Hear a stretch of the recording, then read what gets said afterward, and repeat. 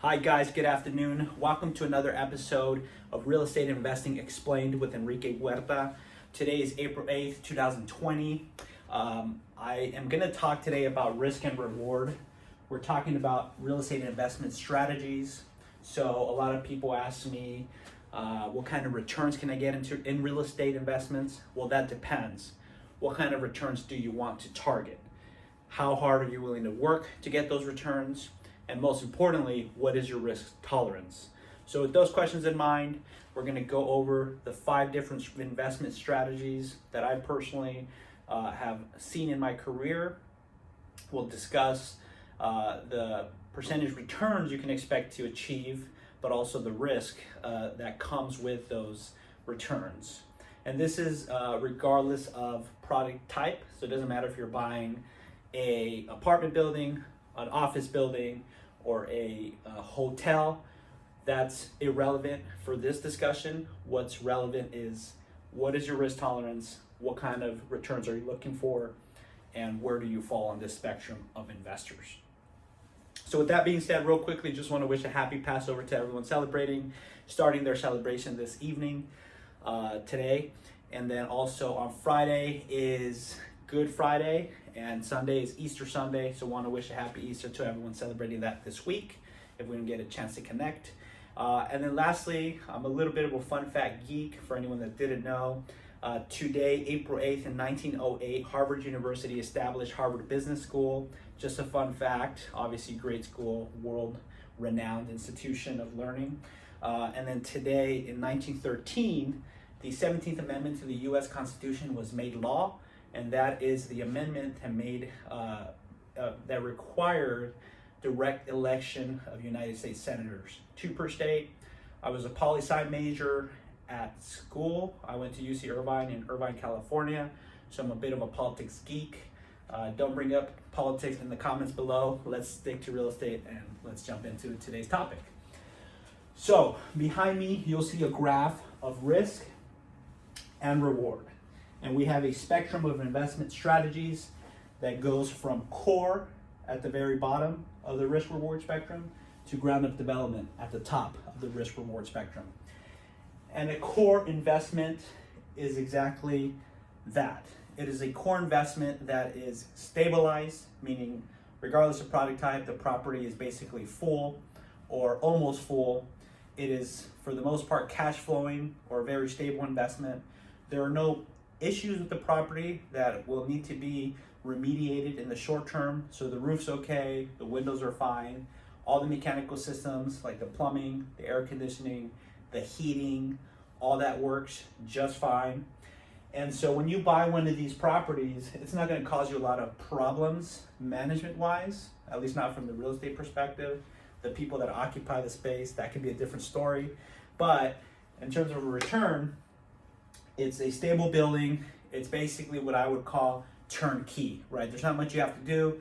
You're gonna make this investment, you'll get your return, and most likely you'll be very happy. However, your returns will be limited because there is no upside on that investment. It is already stabilized. It may grow just with inflation. And we'll talk about the benefits of real estate investment in a separate video. For example, it being a hedge against inflation. But nevertheless, those returns will be lower. So in my mind, core investments deliver an 8% to a 10% return.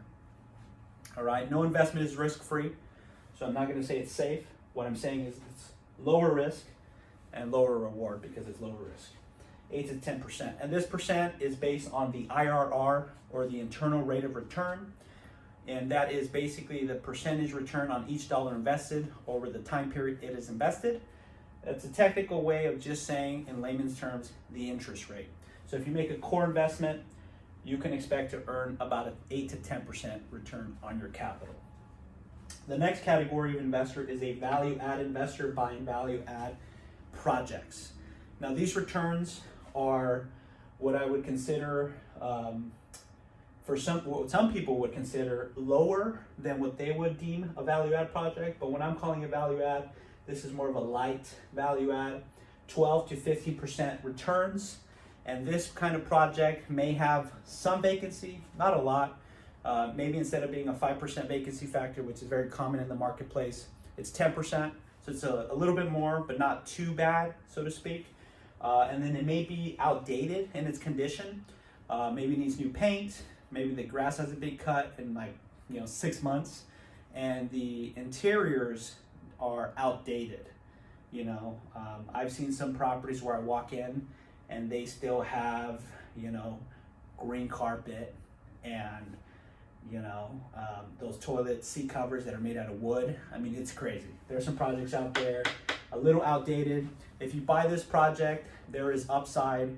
Those rents tend to be low because the condition is low. The condition is less desirable to the rest of the market. You buy this project, you paint it, you build amenities there, spruce up the pool, add a dog park, add a playground for the families on site, any series of outdoor social gathering areas, games, amenity spaces, add a fitness center. You renovate those interiors, remove the green carpet, put hardwood floors, remove the Formica countertops, put granite, remove the almond colored appliances, put black or stainless steel appliances, and you have a great value add project that will deliver consistent 12 to 15% returns. And that is what I would consider a light value add. The next category is opportunistic, and some people would also bucket what I call deep value add here. And they would even argue this might be a little low for the category. Again, these are all relative. This is how I look at it in my mind because I'm a little more conservative. So opportunistic or deep value add, 16 to 18%. Some people would even argue no, it's got to be 18 to 20%. That's fine. Again, everyone looks at the world a little differently. But if you're an opportunistic or a deep value add investor, then you're buying a property that's less stabilized. The property may be at, instead of 95% or 90% occupied, maybe at 70% occupied. There's a lot of vacancy. Maybe there's a problem there. Why don't people want to live there?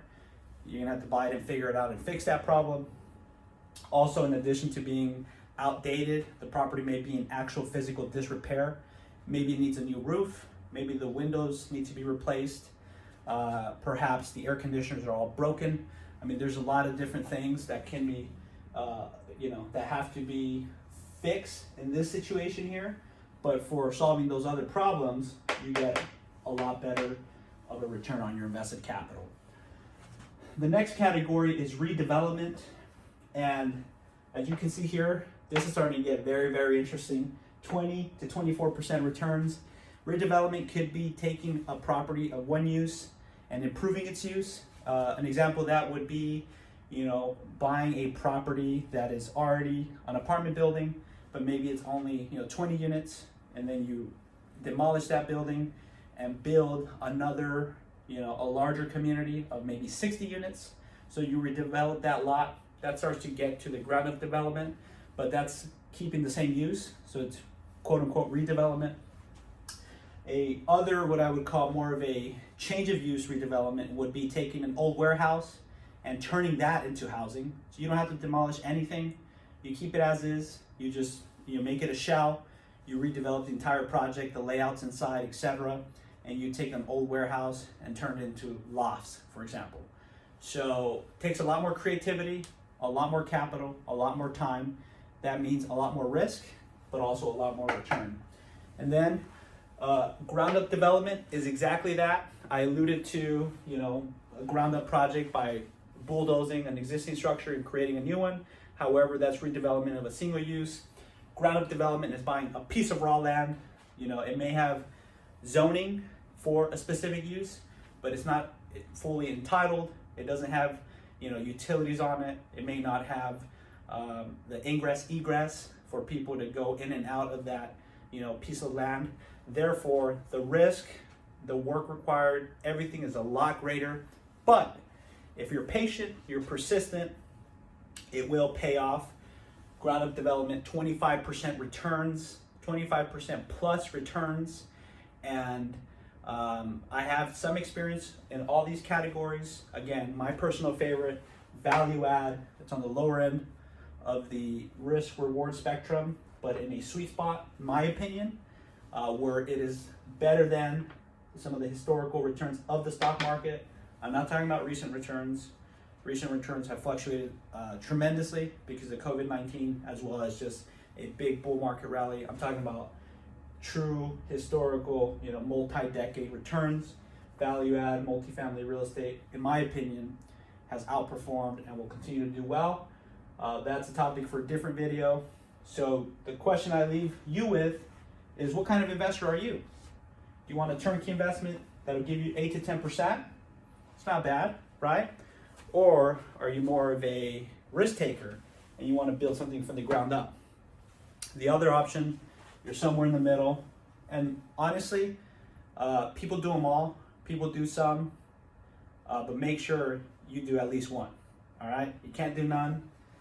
And I would also say one thing that happens is over time, things change. This is how a lot of wealth is generated. And over time, as people build wealth and they want to preserve wealth, they may move into this lower risk, lower reward, more for preservation of capital with some upside. And this is where people get huge upside and can turn a little into a lot.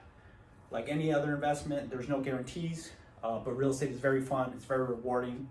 And so ask yourself that. What kind of investor am I? What kind of returns do I want for my personal portfolio?